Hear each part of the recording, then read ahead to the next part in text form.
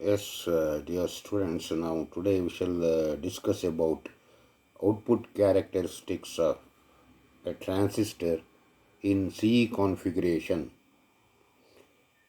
In the last class, we have studied about the input characteristics of a transistor in CE configuration.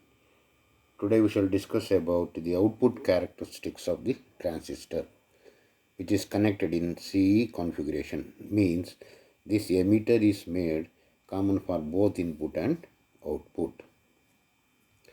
Here we have considered NPN transistor.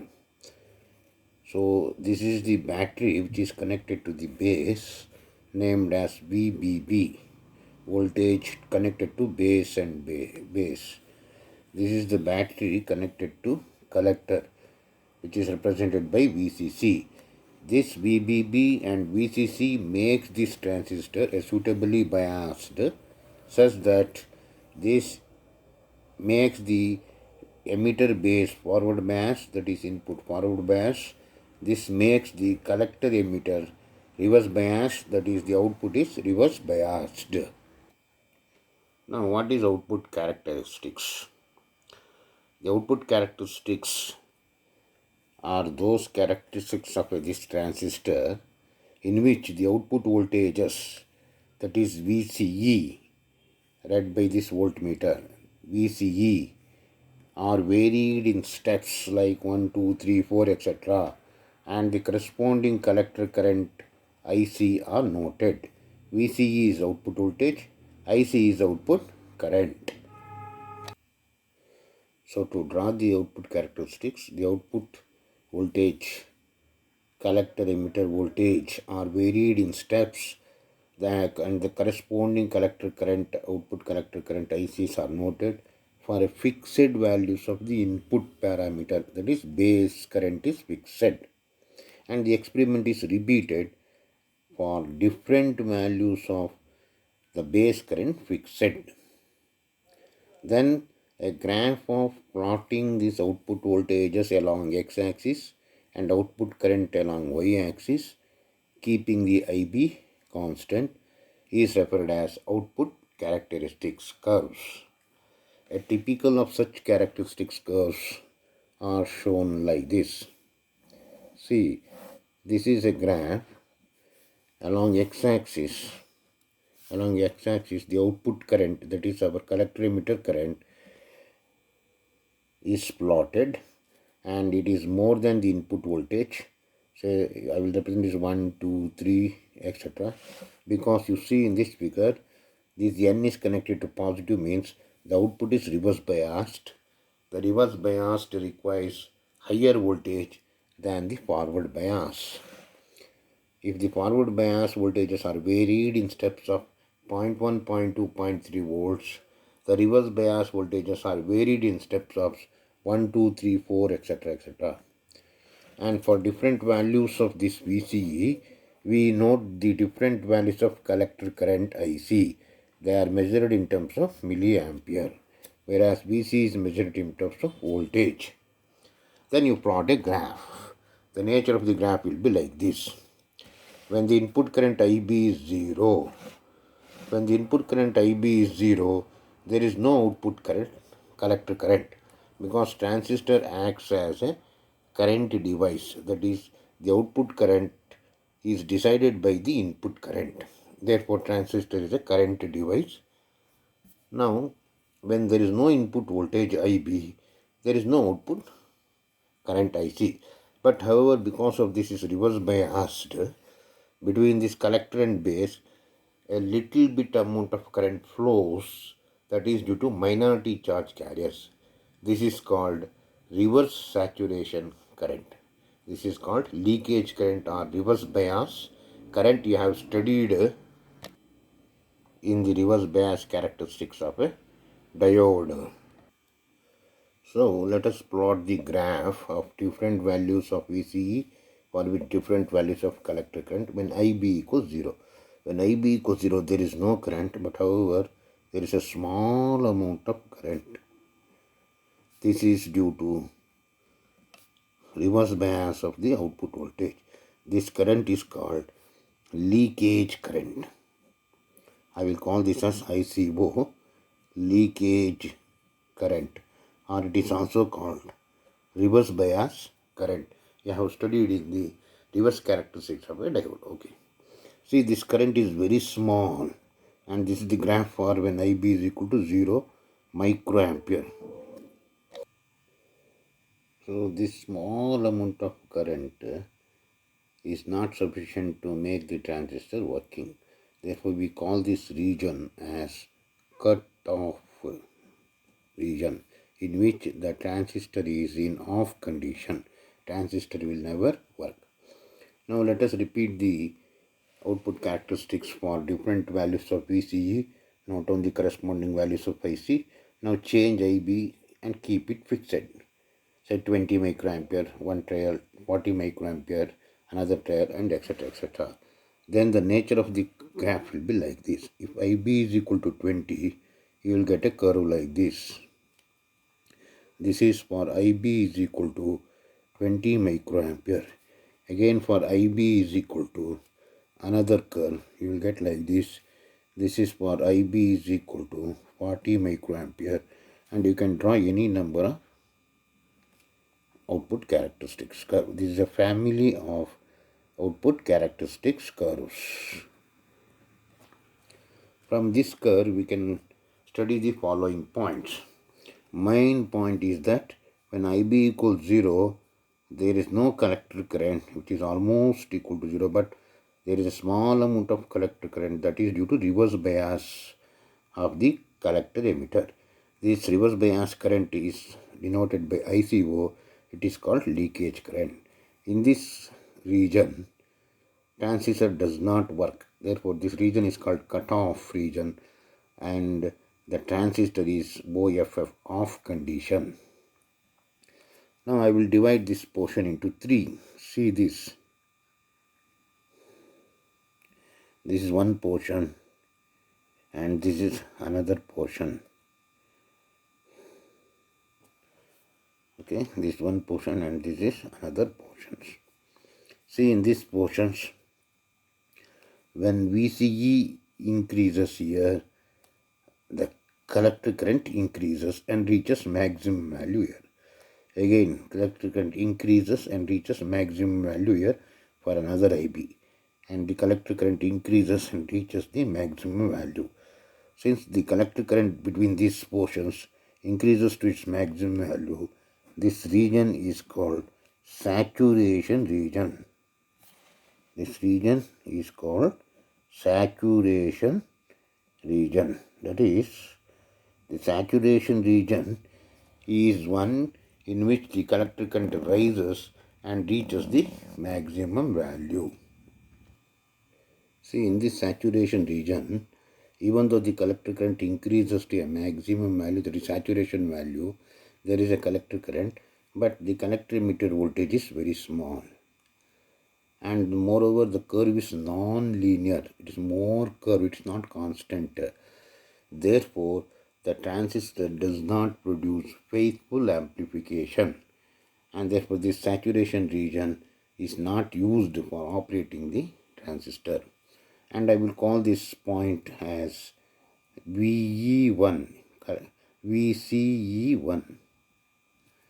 Now when the collector emitter voltage increases above VCE1 up to this, say, VCE2, I will call this as VCE2 as V break, B-R-E-A-K. I will call this as V break. So when this collector emitter voltage increases from VCE1 here to VCE2, see, there is no much rise in collector current. The collector current, of course, increases very slowly, and there is no much rise.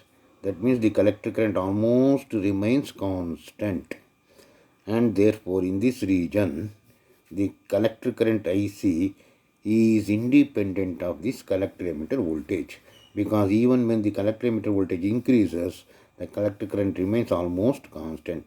Therefore it is independent, and we have sufficient values of collector emitter voltage, and also we have the saturation value of collector current, and also in this region the collector current remains constant, and therefore the transistor produces a faithful amplification. Therefore, this region is called active region of the transistor. That is, the transistor is always operated above VC1 and below VC2, where the output collector current is constant. This is called active region. But after when VCE increases above VCE2, what happens? The collector current suddenly rises to a very high value. This high collector current flowing through the transistor will heat up the transistor to more extent and the transistor will burn out. Therefore, the collector emitter voltage above VCE2, above this, it is not used. And this is called at which the collector current VCE2, which is equal to V break, at which the junction gets breakdown. Therefore, this voltage is called breakdown voltage. What happens during the reverse bias? The junction gets breakdown. The minority charge carrier increases very large value. It increases to large value. The increase of minority charge carriers to a large value will carry high reverse collector current. This effect is also known as avalanche effect. You have studied in reverse characteristics of a diode. Therefore, at collector emitter voltage, which is equal to V breakdown voltage, since collector emitter junction gets breakdown, the minority charge carriers go on increasing and collector current rises to very large value, and this region is called breakdown region, BREAK, breakdown region. Since it is a breakdown region in which the junction gets breakdown and current rises to a very large value due to minority charge carriers known as avalanche effect, this large current heats up the transistor and transistor may burn out, and it does not function properly. Therefore, the transistor is always operated above VCE1 and below VCE2. That is, it is operated only in the active region. Active region of a transistor is that region in which the collector current remains constant and it is independent of collector emitter voltage. Even when this collector emitter voltage changes, the collector current remains constant. Therefore, once the collector current remains constant, this current into resistance is equal to voltage. That is, output voltage also remains constant. And since this is forward bias, this reverse bias, any signal applied here, a small signal, passes through this low path resistance and output is a large signal. From Ohm's law, V is equal to IR. When R increases, the product IR also increases. Therefore, you get a enlarged output signal. Therefore, this is the characteristics, output characteristics of a transistor. From this characteristic, what we can calculate is very important. For any between VCE1 and VCE2, for any one given values of VCE, mark this. Note down the corresponding collector current here. Note down the another corresponding collector current here. I will call this as IC1 and IC2. IC1 minus IC2 will give you this value of collector current. I will call this change in collector current delta IC. And this is point A and this is point B. Now this curve is for IB equals 60. This curve is for IB is equal to 40. And we will call this as B and C, where the value of base current at the point B is 60 microampere. The value of the base current at C is 40 microampere. Thus, between these two, you get a difference of IB. I will call this as delta IB. Now, by definition, the current gain of a transistor in CE configuration is denoted by the letter beta, where beta is current gain. Therefore, this is output current delta IC divided by input current delta IB. Change in the output current over change in the input current. This is called current gain beta. From this figure, change in the collector current delta IC is AB. Change in the base current is BC. Therefore, this is AB divided by BC. Now we just plot the graph for different values and calculate this length and calculate the difference between these two of IB. Then you can calculate AB by BC. That is given by beta, the current gain.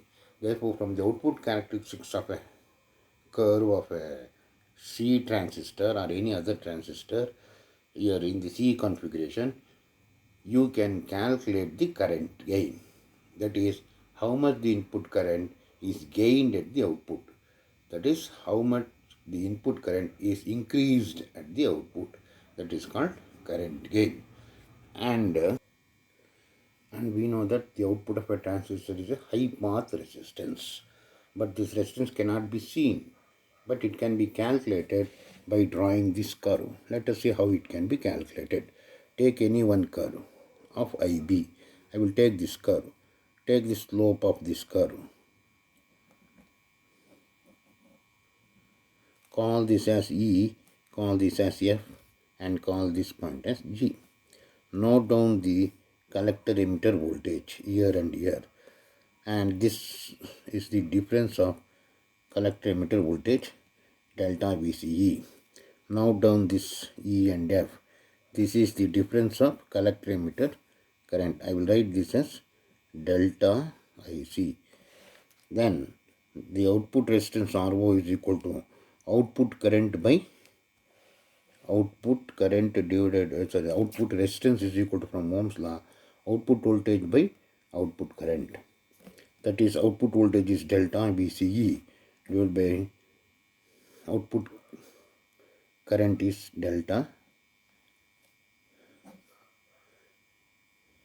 output current is delta IC.